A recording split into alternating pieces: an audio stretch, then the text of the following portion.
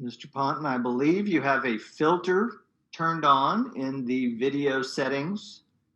I'm here live. I'm not a cat. This is exactly what our city council meetings need.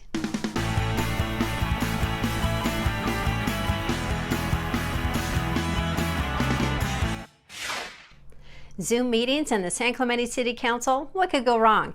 Residents are crying howl over an influx of coyotes, an update on the police substation, the toll road, local sports, and the Governor Newsom recall. I'm Christian Michael, and this is Local Story TV. San Clemente Councilwoman Laura Ferguson is facing backlash for not wearing a face mask at the first in-person meeting held on February 16th. The incident even caught the attention of the LA Times. So what happened? Preparations were made for council to meet in person at the community center where they could be socially distanced by 6 feet or more and have clear plastic dividers and plexiglass in between the members. The public meeting went into an abrupt recess after Mayor Kathy Ward called out Councilmember Ferguson for refusing to wear a mask. Take a look. We have one council member who does not have a mask on, and I'm going to ask you to put a mask on. And if you aren't going to, you have the option of going home, and we will wait for you to go home, and you can zoom in to our meeting as we chose to. Well, I just wanted to note to the public that I have plastic around me and plexiglass around me, and we're physically distanced between tables among members. And I wore my mask in the room with the council members, and I'm not going to wear my mask right here because I have all the protocols in place around me. Okay, so at this point, I'm going to make a motion that we adjourn this meeting till 7 o'clock. Miss Ward, you are interrupting me. You smiling at? It's all the drama, Mick. I just love it. You can see the full clip on the City Council YouTube page. It runs about 5 minutes. All council members and city staff went into recess and the meeting resumed online via Zoom. There has been some dispute as to whether or not the guidelines provided by the JPIA included a mask suggestion or a requirement, given the other protective measures in place. Here's a clip of what was discussed at the previous council meeting regarding the JPIA.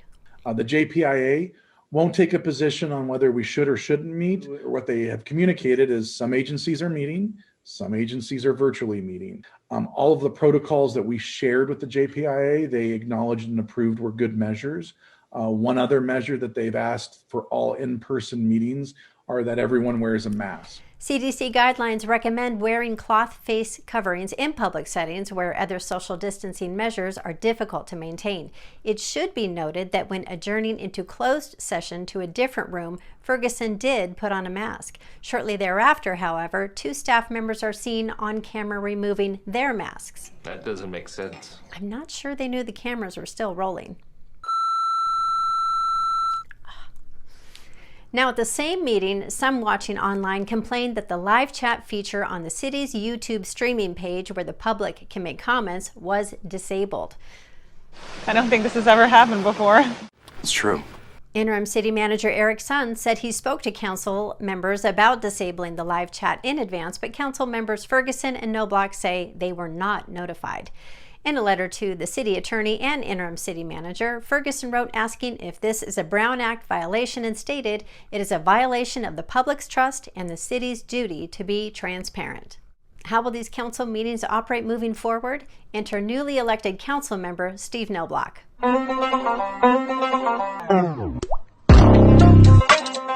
Well, he did campaign on getting San Clemente a dog beach. I'm in favor of designating a portion of our public beach for responsible dog owners to be able to take their dog to the beach and have fun. Anyway, Knobloch has called for a special meeting to address these city council issues. We have sort of a problem here. Yeah. Hopefully all this can be resolved so our local leaders can continue to focus on city business. By the way, that meeting is tonight and you can tune in live at 6 p.m. on the city's YouTube channel. Try to come together and be a team. Okay, who wants to talk about something else? I do.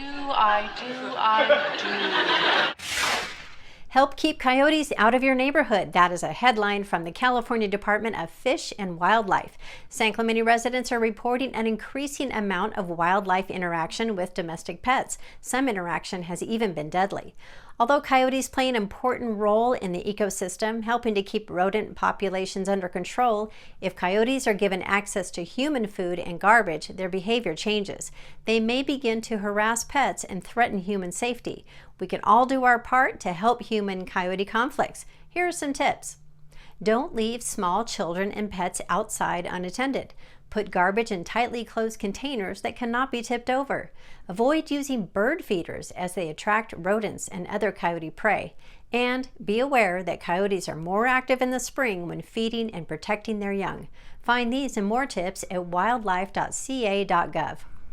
Now for some quick news picks. A new police substation is set to be completed this summer at the San Clemente City Hall building on Calle Negocio. Police services used to meet at the old City Hall building on Avenida Presidio, but had to evacuate in May of 2019 due to asbestos in the building. Deputies have been commuting and working from the Aliso Viejo substation, but can look forward to a much more convenient substation while serving San Clemente. Plans are underway to connect the Los Patrones Parkway to Avenida La Plata, which would reach just inside San Clemente city limits. The amendment to the city's general plan was approved unanimously by City Council with the condition the design would not include plans for an extension of the 241 through San Clemente.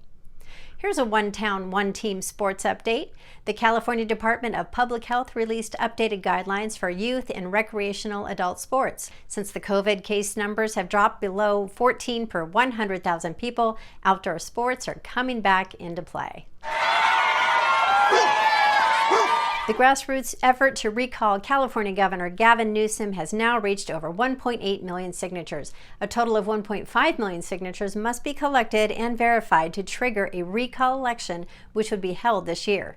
California voters can go to recallgavin2020.com to participate in the campaign. The deadline to submit signatures to the County Registrar of Voters is March 17th. The governor denies any suggestion that politics have played a role with his handling of the pandemic. That's it for this episode of Local Story TV in San Clemente. Comment below on what you'd like to see from your local leaders and what stories you'd like us to cover.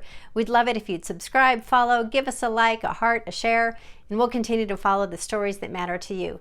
We'll see you next time. I'm Kristen Michael, and this is Local Story TV.